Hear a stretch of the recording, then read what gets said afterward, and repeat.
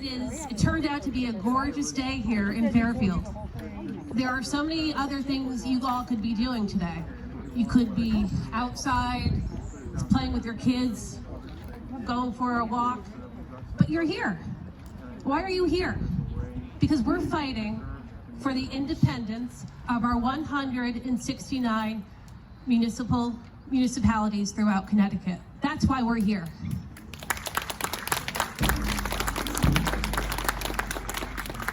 You all made a cognizant decision to come here and to tell Hartford, we know how to do zoning.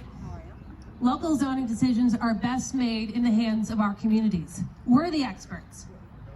We have a great group here today, and they're going to tell you how important local zoning is. We have state officials here, State Senator Tony Hwang, who's been fighting for us in Hartford tirelessly. It is a David and Goliath situation, but we're not saying no, we're not stopping. We persist, we continue. The ultimate checks and balances is citizen advocacy, and that's why we're here. So without any further ado, I'm going to call State Senator, I'm proud to say that he's my state senator, ranking member of the Planning and Development Committee. Oh, you know what? I messed up the order. I clearly have not had enough coffee today. I am going to introduce First Select Woman, Brenda Kupchick.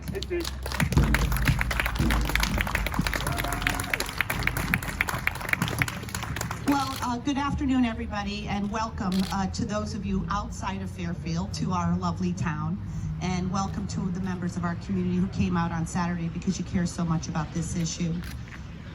I served in the legislature for 9 years, and I was a member of the Housing Committee for all 9 of those years, and I served as the lead ranking Republican on that committee and with Senator Tony Hwang. And together we worked really hard for a number of years with the chairs of the committee to modify slightly the 8-30G statute. And when I talk to people in our community about this, I try to explain to them how incredibly difficult it was to even get minor changes. Hundreds of hours of meetings and discussions and emails and conversations.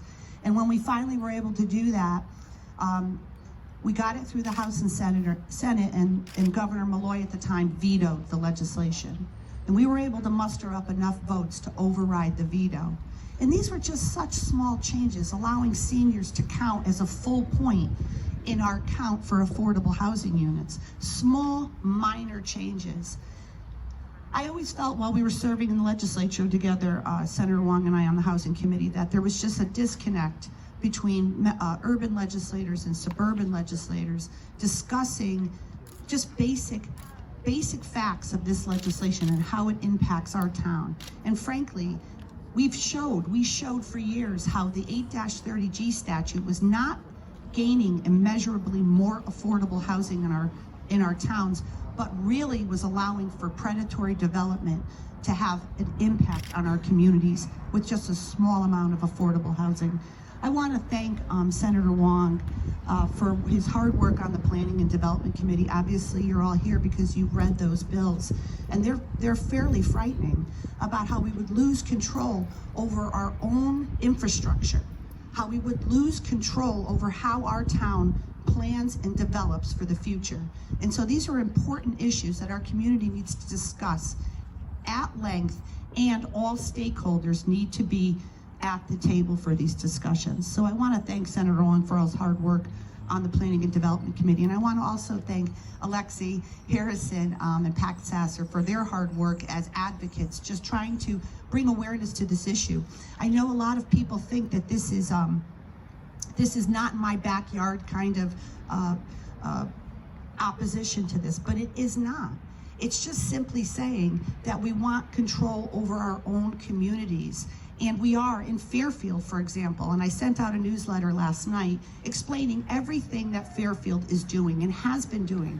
And like our Economic Development Director shared with the chairwoman of the Planning Committee, State Representative Krista McCarthy-Vahey, the state is not allowing the town to try to get to this point. We're doing so much hard work. Give us a chance to reach the goal. give us a chance to meet that goal before adding additional mandates onto our community. So thank you for all being here, and I want to introduce State Senator Tony Hwang.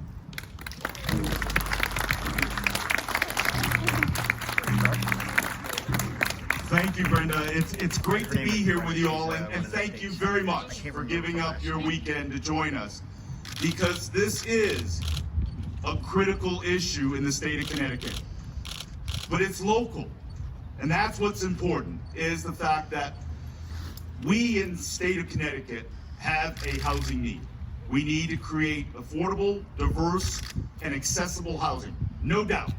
I think the difference between the majority led in the Senate and the House, as well as throughout in these processes, is the Democratic leadership believes that the state knows better than local municipalities. I vehemently disagree.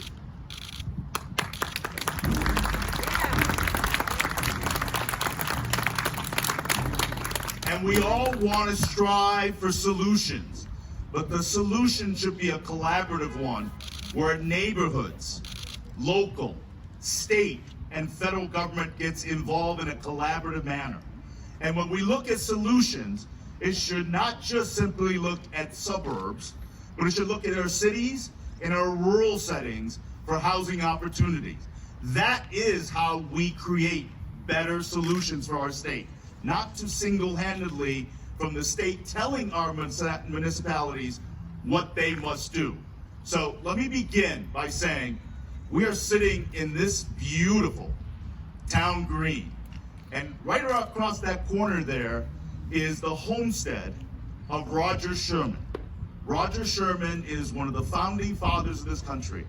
And if you read the plaque there, it says, the fundamental order, which was a basis for our government, looks at local control and input in government, that the voice of the people should govern, not big government dictating the terms. This country was founded on that principle.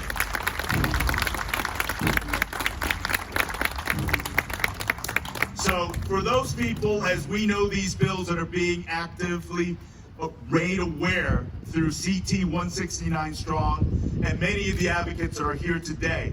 But what's important from this gathering is for us to let the rest of the state know, and for the rest of the communities to be engaged. Here's the challenge.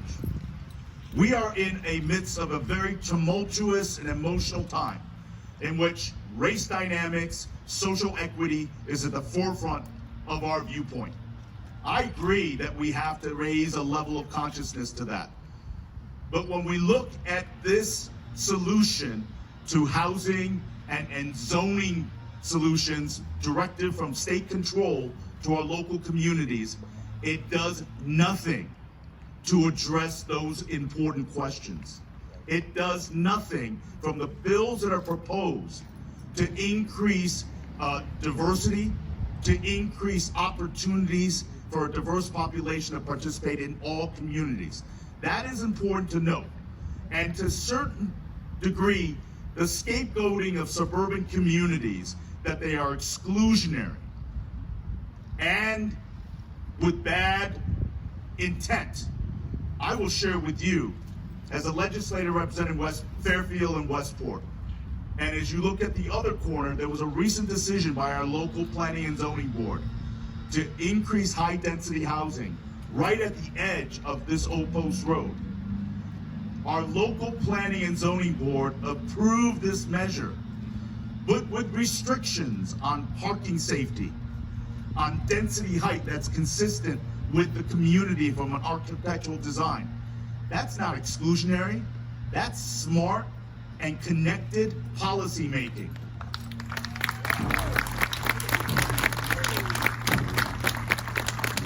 And most of our communities, local planning and zoning board, town leaders like First Selectwoman Kupchick, have that conscious in their mind when they're making decisions. The idea that Hartford knows better than town leaders, conservation leaders, and planning and zoning leaders in making decisions is a false premise that I could never support. I believe the foundation of this country, the foundation of our government, starts from representing the people through its local connected government to know what is in the best interest of the people that they represent. So as you learn more about this issue, and I hope you do, and please share that with your neighbors, that this is a debate not in the context of equity and social justice. It is about creating solutions that have very challenging economic factors and nuanced discussions that can be best served with local input. I'm not saying we should stay with the status quo. I am simply saying that the solutions that's being offered right now by Hartford is a one-size-fits-all and takes away and disrespects personal property rights of owners and residents of every community in the state of Connecticut. The last thing I will leave you on is this. As we talk about zoning, we talk about the emotionality. We also have an environmental consideration to this. When you build out high-density buildings, you take away green space. You take away the ability for water flow and watershed protection. That has not been discussed. One of the components of the bills that are being purported to is a increased utilization of sewage capacity and septic capacity. Again, it has to, when we consider bills, we need to consider an entire ecosystem. Unfortunately, when the state makes that determination, it is one size fits all, and again, that is not the best solution for fixing problems that we have in the state of Connecticut. So, I know I went a little longer, Alexis. Great. So who do I introduce next? State Rep Laura Devlin. Representative Laura Devlin. Thank you very much for being here. Thank you for listening.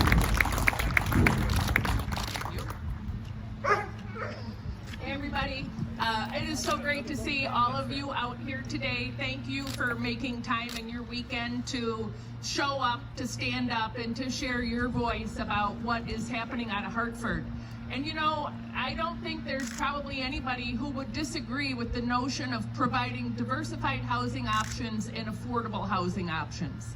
The current legislation in place, as Representative Kupchick talked about, really, First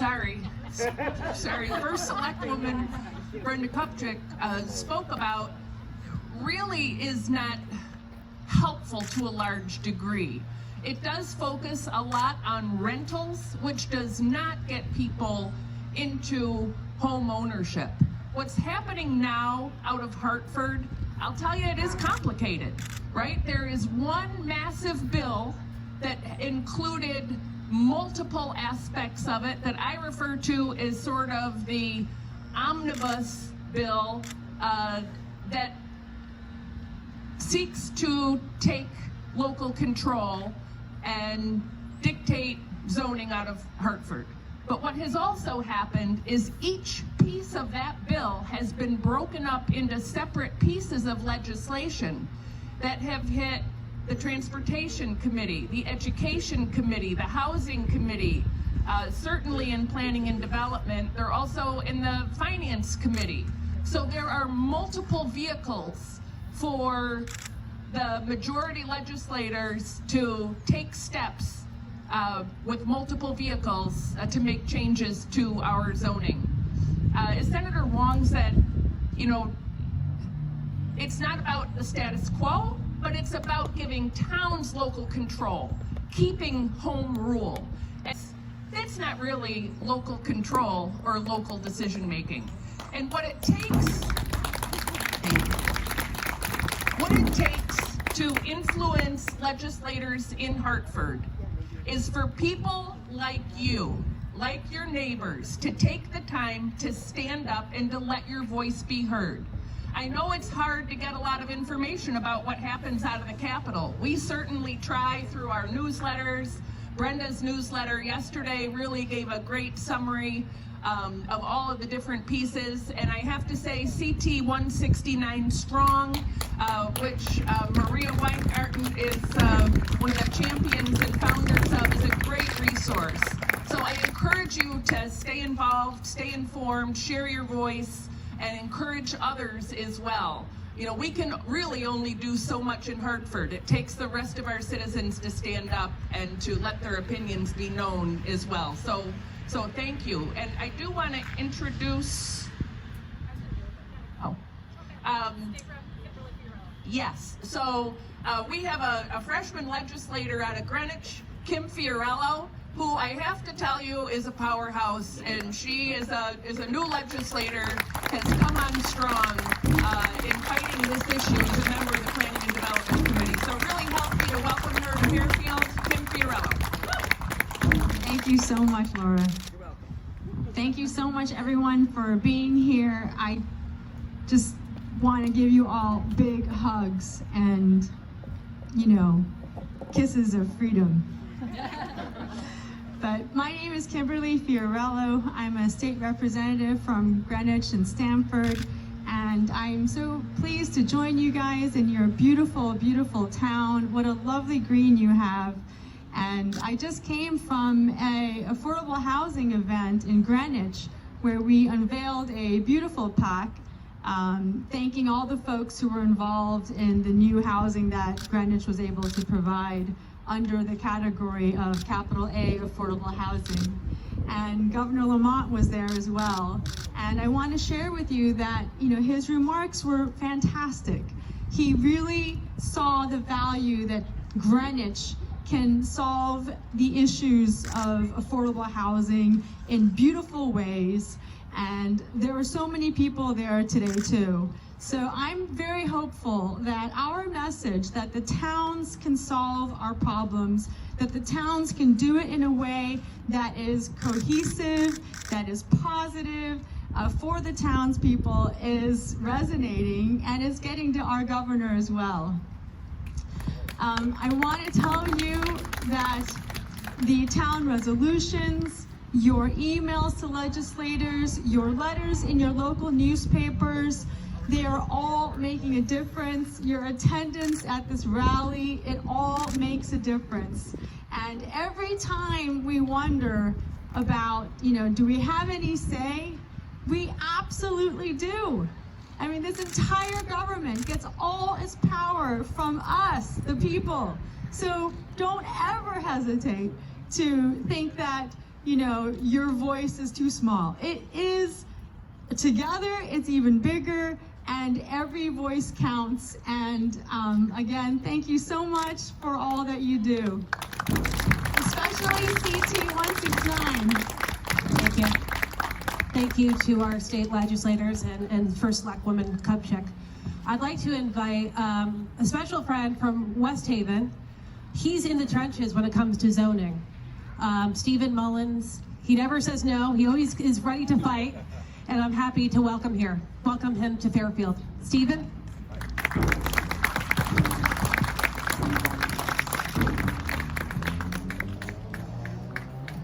All right, good afternoon, this lovely Fairfield, Connecticut afternoon. A lovely day in Connecticut, a lovely day in our 169 independent self-governing municipalities. A lovely day in the 169 independent self-governing municipalities. A lovely day in the 169 municipalities that have the ability to think for themselves and manage themselves on a day-to-day basis. As Alexis said, I'm Stephen Mullins. I've served on the Planning and Zoning Commission in the city of West Haven for 15 years. 6 of those years I served as either chair or vice chair. Currently, I'm the longest serving commissioner. Now, twice a month, I have the pleasure and honor, and it is my pleasure and it is my personal honor, to listen to the citizens of West Haven as they come and they speak out in favor of or against certain projects, certain applications that are before the Planning and Zoning Commission. Some of these meetings have been very heated, some of them last for hours and hours, but it's part of the job and it's part of being a citizen. At many of these meetings, the applicants and the residents have been able to work together. And many times, the applicant the new development, or they're able to work out solutions and come together with different things to make both the applicant and the residents and the city happy. Do not allow Hartford to take that away.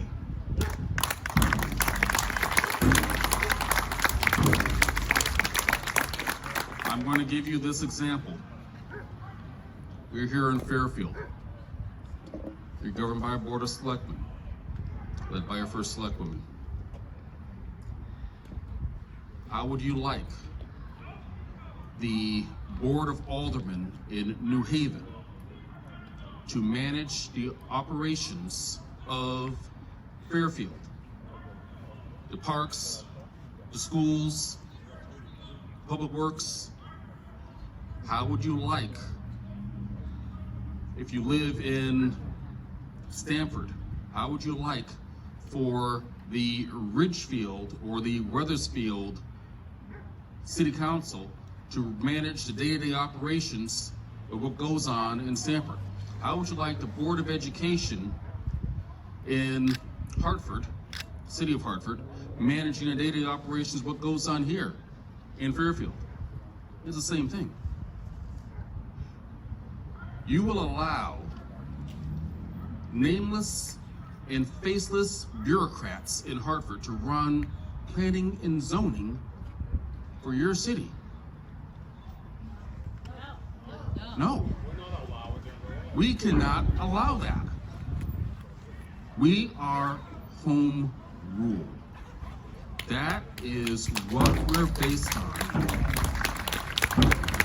And things like public hearings are what New England has been based on for over 200 years of history. And we cannot allow Hartford to take that away from us. And I'm going to leave you with this. Right now, this moment, we're talking about planning and zoning and the possibility of Hartford taking away our home rule rights. What are they thinking about taking away from us tomorrow? What's the level of opposition? We have to stop this now, or else it's going to snowball. We are in a pandemic. Our citizens are worried about homeschooling their children and grandchildren. They're worried about working from home and life completely changing. Even though we're on our way out of this situation, life has completely changed in 13 months. And right now, Hartford is taking the opportunity to take advantage of us worrying about regular day-to-day stuff. Because I'm pretty sure, unless you're on a planning and zoning commission or you're a town official, I'm pretty sure you don't wake up in the morning thinking about planning and zoning stuff. Okay? All right, and let's expect you right now. You're not thinking about it. And Hartford is taking the opportunity of us not thinking about planning and zoning because it's a boring issue to your Joe average person. But It's life for people. it is life, yes. But they're taking the opportunity to think that we're asleep, but we are not asleep. So I've been telling people in West Haven to contact their state representatives, our state representatives and state senators. I'm telling you all to do the same thing. Contact your senators, contact your representatives, find out where they stand on this issue. Our planning and zoning meeting, commission meeting on Tuesday night, we have our senators and representatives coming to our meeting to explain to us these bills and where they stand. And I'm encouraging you all to do the same thing if you are a zoning commissioner here, to call on your state reps to come to your meeting and find out where they stand. Flood them with calls, emails, and texts. See them in their grocery store, ask them where they stand. You see, that's one thing. When you have, because all these 169 towns, I don't care if it's New Haven or Stamford or Hartford, we're all small towns. That's one thing about Connecticut. No matter how big the city is, we're all small towns. You see your state reps, you see your senators in the grocery store. All right, you see them on at the Little League fields. You see them on the soccer fields. You see them everywhere, okay? Don't be afraid to ask and command to know where they stand. Thank you. Thank you. I love listening to Stephen speak. He is a great voice of reason, and he does a great job in West Haven. Hey, tell my family that. So, what's it saying? Last but not least, we save the best for last. I have the distinct honor and pleasure of introducing our final speaker today. He is a relentless fighter for what is good for Connecticut. He's a relentless fighter for the people. I'm so happy to introduce Patrick Sasser. Patrick, as you know, Patrick was single-handedly ended tolls in Connecticut. He led that. He's a citizen advocate to the highest order. We need to be like Patrick. Thank you. First off, I can't take all the credit for it. There was a tremendous amount of people throughout the state that got involved in this movement, and especially teaming up with our state representatives and state senators, who several of them are here today, including Laura Devlin, who was out on the road fighting against tolls, going to towns, going to cities, and educating people about what was taking place. And that's what I'm so proud of seeing today with what's happening with this issue. And that's why I'm so pleased to speak here today, because grassroots movements are what it's all about. I'm just a regular citizen in this great state. I am no different than any of you standing out in that crowd. And I'm proof that if someone gets involved and if someone cares enough, they can make a difference. So I encourage all of you, get involved. Visit the website, ct169strong.org. Learn more about what's going on with this zoning. Contact your state representatives, contact your state senators. I learned something a while back when we were fighting against the tolls. A representative said to me one day in the hallways up at the Capitol, you know, if 50 of my constituents call me or email me, I start to pay close attention.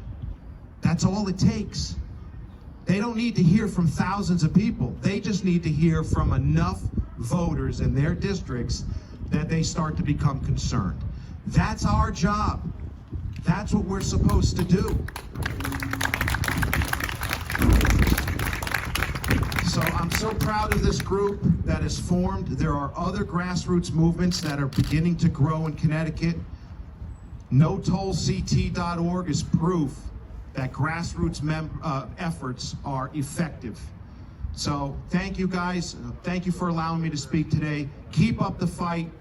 Keep doing what you're doing. It's making a difference, and you can see it because these bills have already been modified before they came out of committee. So it shows when people are engaged and people are speaking out, it makes a difference. So don't give up. Keep fighting the good fight. Thank you, guys.